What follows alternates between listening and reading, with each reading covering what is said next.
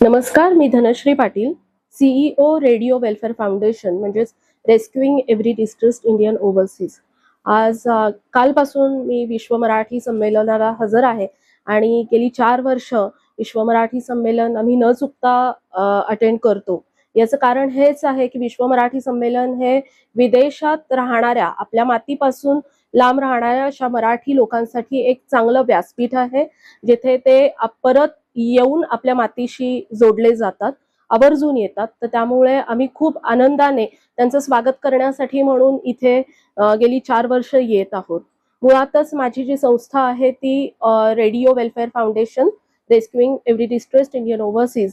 तर ती विदेशात जी लोक जातात, तिथे अडचणीत अडकतात, त्यांना भारतात येण्यासाठी आम्ही गव्हर्नमेंटच्या म्हणजे विदेश मंत्रालय, एम्बेसी आणि काउन्सिलेट त्यांच्या माध्यमातून मदत करतो। त्याचप्रमाणे विदेशात कुणाची मृत्यू झाला तर त्यांच्या डेड बॉडीज परत आणण्यासाठी कुटुंबियांना आम्ही मदत करतो।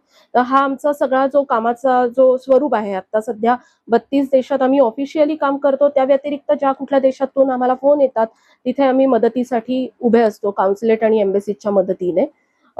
तर ज्या कार्यासाठी आम्ही स्वतःला वाहून दिलेलं आहे, तर तीच लोक इथे येतात। तर त्यामुळे त्यांच्याशी कनेक्ट होण्यासाठी आम्हाला हा व्यासपीठ खूप महत्त्वाचा वाटतो, की जेणेकरून आम्ही जास्तीत जास्त लोकांपर्यंत विदेशातल्या पोहोचतो। आणि ती आम्हाला म्हणजे आतापर्यंतचं रेकॉर्ड आहे की जे आमचे ऍडवायझर आहेत प्रत्येक देशामध्ये, तर विश्व मराठीच्याच माध्यमातून आम्हाला अनेक चांगली लोक कनेक्ट झालेली आहेत विदेशातली, आणि त्यांच्या माध्यमातून आम्ही अनेक मराठी आणि अमराठी लोकांना मदत करत आहोत आता।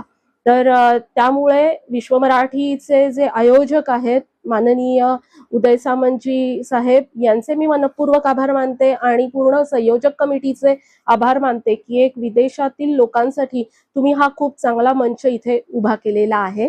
त्यांना मनपूर्वक शुभेच्छा। धन्यवाद।